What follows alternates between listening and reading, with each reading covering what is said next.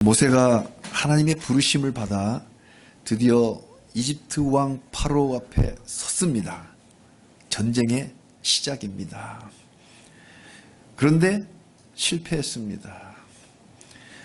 설득을 실패했다는 것이 아니라 그것이 뻔히 예견된 사실인데도 당황하고 어쩔 줄 몰라 했던 것들 자체가 실패입니다. 왜 태초부터 스스로 있는 분 여호와 하나님이 함께 하시는데 단박에 이집트 파로를 굴복시키고 백성들을 출애굽시키지 못했을까요? 왜 파로가 거부하는 것을 보고 당황했을까요? 실패의 원인이 무엇일까요?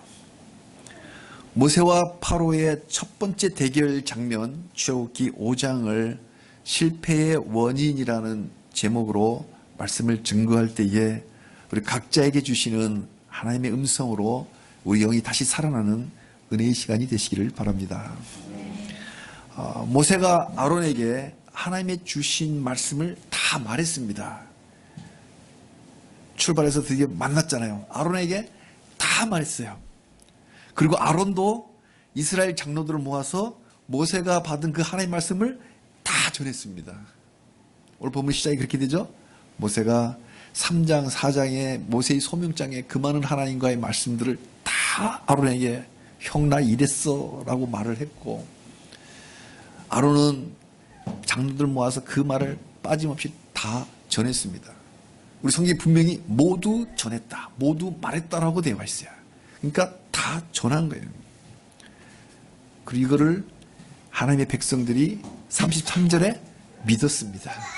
백성들이 믿었다. 하나님의 말씀이 모세에게 임했던 그 말씀들 다 믿었고, 그 증거로 주신 세 가지 이적들 있잖아요. 그걸 보고 믿었어요. 33절에 백성들이 믿었다. 그리고는 하나님께 하나님 우리를 살피셨다는 말씀을 듣고 머리 숙여 경배했습니다. 400년 동안 버려진 민족인 줄만 알았는데 하나님이 아버지로 찾아오셨어. 이스라엘은 내 자녀다 그랬잖아요. 그 말씀 다 들었잖아요. 하나님이 아버지로 찾아오시다니. 그리고 구원하시겠다는 그 말씀을 듣고는 얼마나 감동했을까요? 얼마나 감격했을까? 그 감동 그대로 하나님께 예배드렸습니다. 그렇게 공동체에서 인정을 받은 모세가 아론과 함께 파로에게 가서 용감하게 요구했습니다. 여호와께서 내 백성을 보내라 하셨다. 바로 그냥 그랬어요. 바로가 뭐라고 그럴까요? 여호와가 누구냐? 내가 이집트 왕인데 나더러 이래라 저래라 할 만한 자가 누구란 말이냐? 나는 여호와를 알지 못한다. 내 위에 나를 이래라 저래라 시킬 사람, 시킬 존재는 아무도 없다. 여호와 누군데? 나 몰라. 바로 거절했습니다. 그 순간 우리 현장에 옆에 있다고 보십시오. 얼마나 그 긴장이 그냥 팽팽할 거 아닙니까? 그죠? 대치되는 거예요. 보내라. 못 보낸다. 우리 모세와 아론도 그 한마디에 물러서지 않고 다시 말을 합니다. 허락하지 않으면 여호와께서 전염병과 칼로 우리를 칠 것이요. 여기서 우리란 히브리 사람들을 친다는 뜻이 더 정확한 걸 줍니다. 왜 우리라면 이집트를 포함한 거 우리라고 하지는 않잖아요. 그러나 그것은 분명히 파로에게도 협박이 됩니다. 위협이 돼요. 왜? 이스라엘 백성들이 괴질에 전염병에 걸리면 뭐 이집트 사람들은 안 걸리나요? 감독들이 밀착해서 감독을 하는데 다 이집트도 다 전염병에 걸리는 거죠. 그렇게 협박을 합니다. 그렇지만 파로는 가서 일이나 해라. 일이나 해. 쓸데없는 소리 하지 마. 한마디로 다 바로 그냥 무시를 해버립니다. 그렇게 이 첫 대결은 실패로 끝났습니다. 파로는 곧바로 명령을 합니다. 강제 노동의 그 강도를 더 무겁게 해서 더 피곤하게 해서 저들이 하나님께 제사 드리겠다는 등 그런 말, 그런 모세가 거짓말하는 거 듣지도 못하게 해라. 그날의 할당량을 채우지 못하자 이집트 감독들이 히브리인들 중에서 뽑은 기록원들이라고 번역되어 있는데 그 작업반장입니다. 작업반장을 때렸습니다. 그래서 감독들은 이집트 사람이고요. 그 작업반장은 히브리 사람이에요.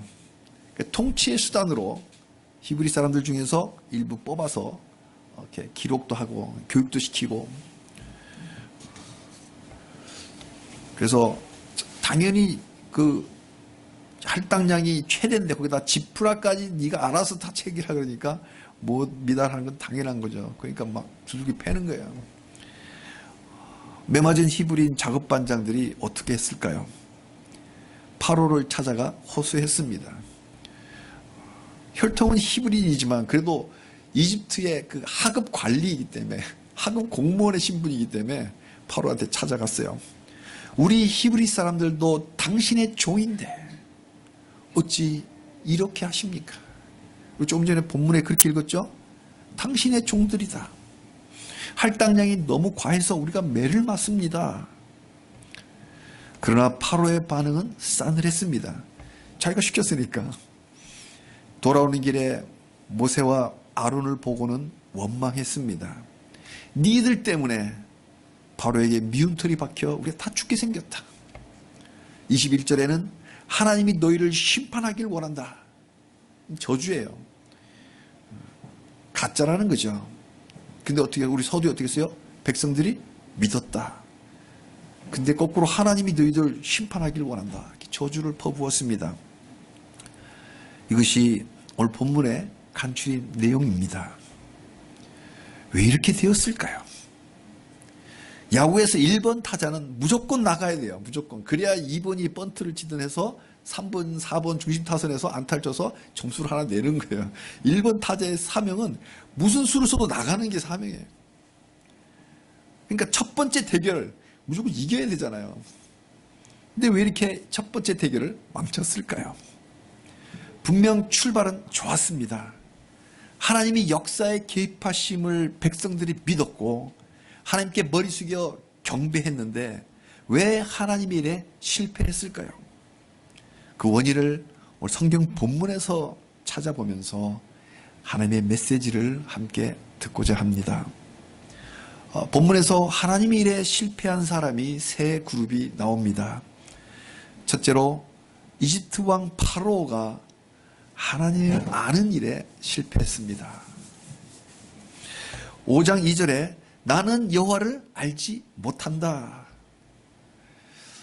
어떻게? 과연 몰랐을까요? 한번 우리의 삶을 놓고 한번 추론을 해보자고요. 과연 파로가 여호와를 몰랐을까? 엄청난 조직력과, 그죠? 막강한 정보력을 가진 그 파로가 자기들이 그 강제 노역을 시키면서 엄청난 착취를 하니까 이 불을 얻고 있잖아요. 그 지배하고 있는 그 히브리 민족이 자기들이 섬기는 그 신이 여호와인지를 몰랐을 리가 없습니다. 감독들 나오잖아요. 그리고 히브리인들 앞잡이를 시켜서 조직력을 갖추고 얼마나 많은 정보원들이 있겠습니까? 샅샅이 일거수일투족을 다 감시를 했을 거예요. 모를 리가 없습니다. 근데 파로는 나는 여호와를 알지 못한다. 무슨 뜻일까요? 이런 뜻일 것 같아요. 여호와가 너희 신인 줄 내가 알겠는데 나하고 무슨 상관이야? 안다는 뜻은 관계를 간다는 뜻이거든요. 나하고 무슨 상관이야? 여호와가 누구이길래 너희들 신임은 신이었지 왜 나더러 이래라 저라? 택도 없는 말이야.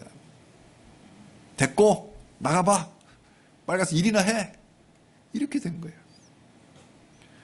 파로는 하나님을 모른다가 아니라 대놓고 하나님 무시한 거예요. 그리고는 세 가지 못된 전략을 씁니다. 첫째는 인권 유린. 노동을 더 무겁게 학대로 이미 지쳐있는 사람을 더 학대를 한 거예요. 두 번째는 이간질. 그 노예들도 그 안에 있는 그 감정이 있어서 불불 끓을 거 아니야. 그거를 이간질시키 다 모세 때문이야. 그죠? 하나님께 제사 지낸다고 자꾸 이야기하잖아요. 그 말을 자꾸 부각하는 거야. 다 모세가 모세 때문이야. 모세가 아니었으면 전에 도동 그대로였을 건데. 셋째는 프레임 씌우기예요. 모세가 거짓말한다고 그랬잖아요. 그 거짓말 듣지도 못하게 해라. 모세가 거짓말이나요? 파로가 거짓말하고 있잖아요.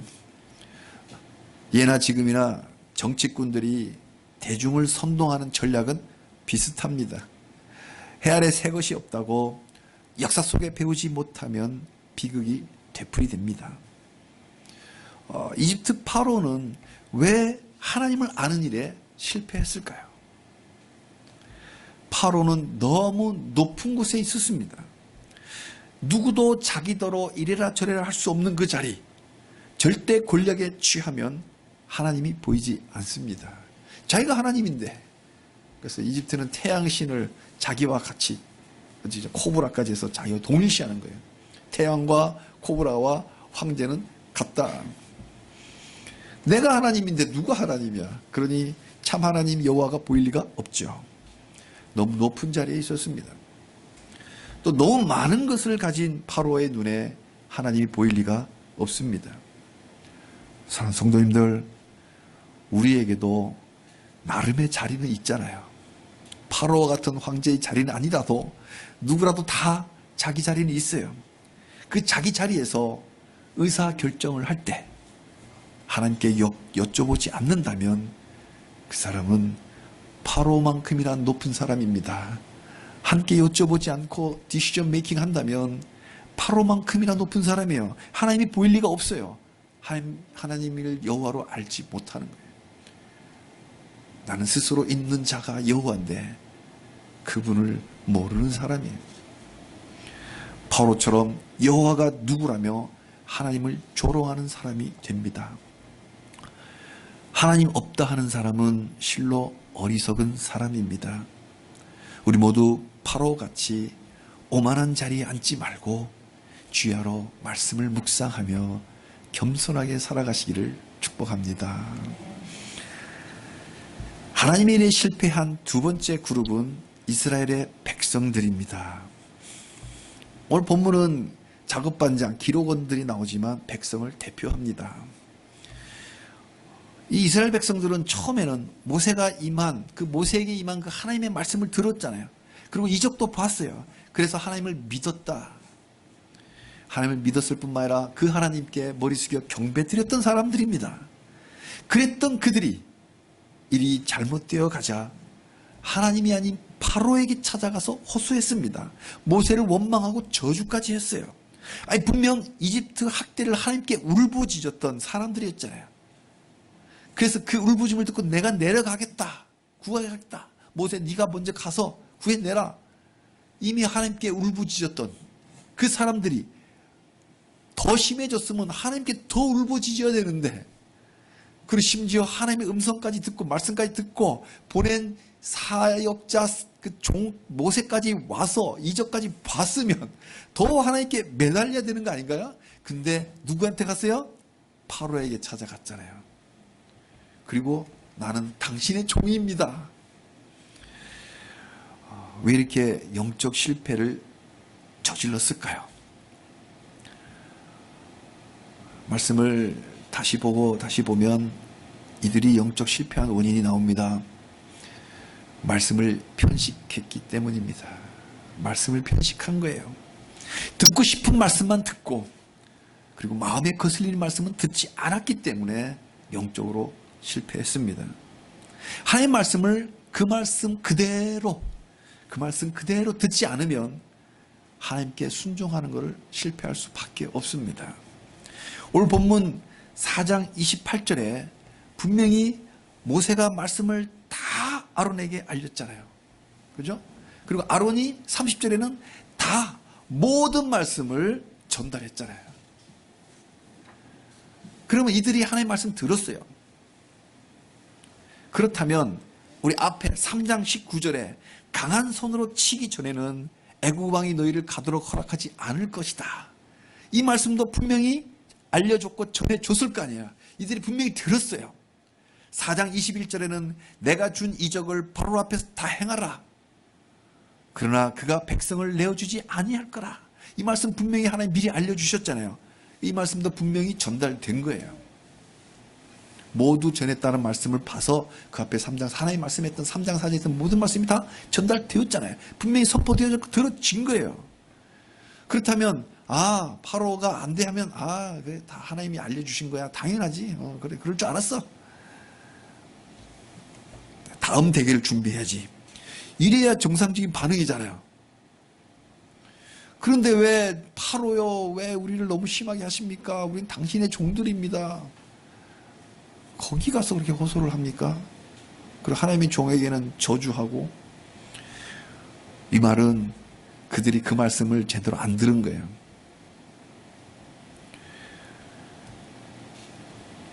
하나님이 너희들 살피셨다. 이 말에는 환호하면서 너희를 구해줄 거야. 너희의 아버지야. 이 말에는 은혜로운 말 너무나 감사하니까 환호하면서, 그렇지만 너희 일이 쉽게는 안 될 거야. 이러저러한 저항들이 있을 거야. 이 말은 듣기 싫잖아요. 단박에 되고 싶잖아요. 하나님이 오셨다면 한 방에 다 해결됐으면 좋겠잖아요. 근데 그 많은 이적들 다 보여줘도 쉽게 안 내줄 거야. 이 말씀 분명히 하셨는데 이 말씀 듣기 싫은 거예요. 그래서 싹 잊어버린 거예요. 그럴 리가 없어. 무시하는 거죠. 인정 안 하는 거예요. 믿음이란 말씀을 그대로 알고 정확하게 알아야 돼요. 그리고 인정하고, 그리고 의지해야 진짜 믿음입니다. 안다고 해서 믿음이 아니고 인정한다고 해서 믿음이 아니에요. 그 말에 인정하고 의지까지 해야 돼요. 근데 이들은 그 말씀을 아예 듣지도 않았어요. 그럴 리가 없어. 빼버린 거예요. 말씀을 뺀 거예요. 빼니까 막상 그 사태가 벌어졌을 때 하나님 원망하고 하나님의 종들을 저주했던 겁니다. 사랑하는 성도님들, 하나님의 말씀 중에서 주옥 같은 말씀 있잖아요.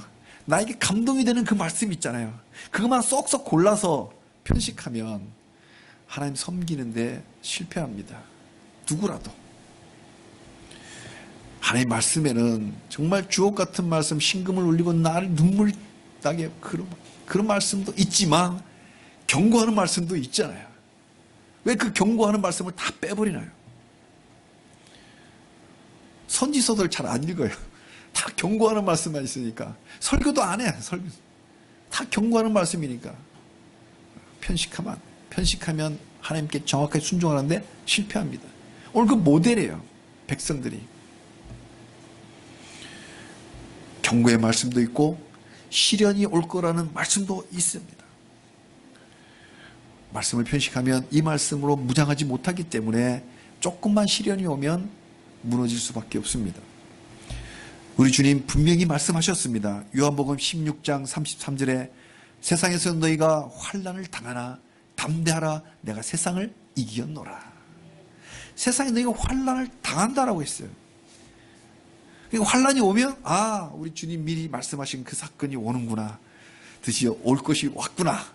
담대하게 미리 준비가 돼 있어요. 말씀으로 늘 묵상하면 준비가 된 사람은 올 게 왔구나. 우리 주님과 함께 돌파. 이러면 되는데 말씀을 편식을 하니까 이 말씀은 안 듣는 거예요. 패스해버리니까 자기 마음에 안 새겨지니까 정작 환난이 왔을 때 하나님 나한테 왜 이러세요?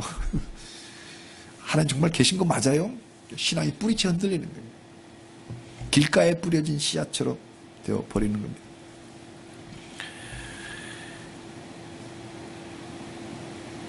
말씀을 그대로 믿는다면 세상 환난 당할 때 하나님 원망하지 않습니다.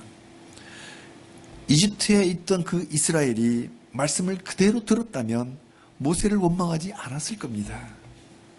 우리 요즘 성도들도 성경을 있는 그대로 읽고 그대로 마음에 새긴다면 하나님의 종들을 함부로 욕하지 않을 거예요.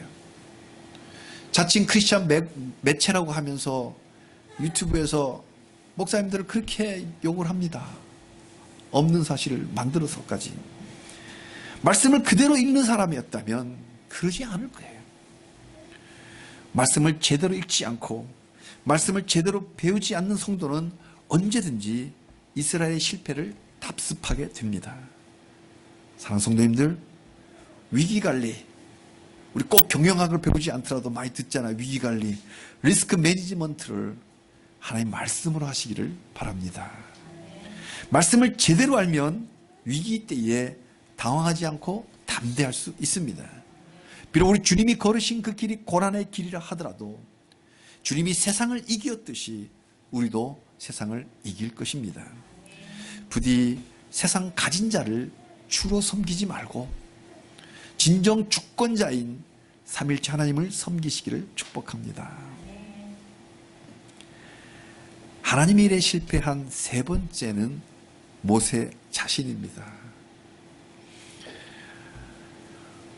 모세 역시 당시에 하나님의 말씀을 새겨 듣지 못한 건 마찬가지였습니다. 물론 그 후로는 모세가 거의 실수가 없어요. 나중에 바위 뚫을 팬가 딱 한 번 말고는 거의 실수가 없는데 이때 한 번 더 시작 단계에 제대로 순종하지 못한 사건이 오늘 본문입니다.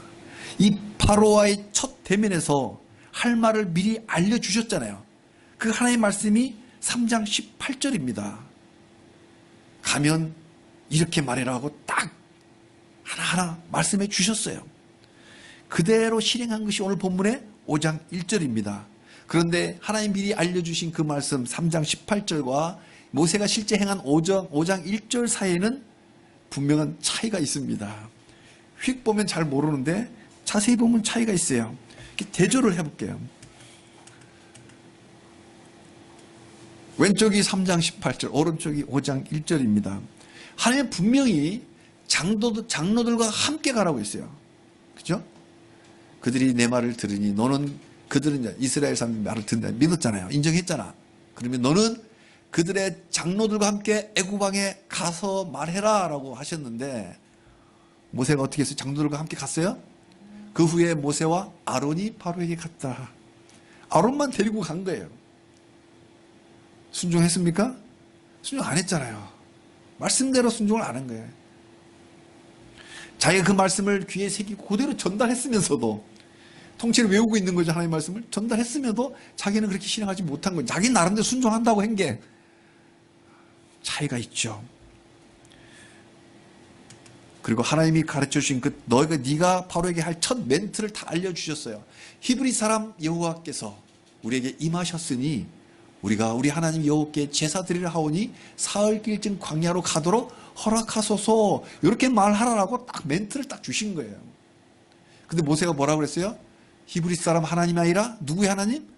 이스라엘의 하나님이라고 바뀝니다. 그리고 임하셨단 말을 빼고 말씀하셨다. 그리고 허락하소서라고 이렇게 하고 딱 주었는데 뭐라고 그래요? 내 백성 보내라. 단도직입적이에요. 급하게 바로 그냥 내 백성 보내라.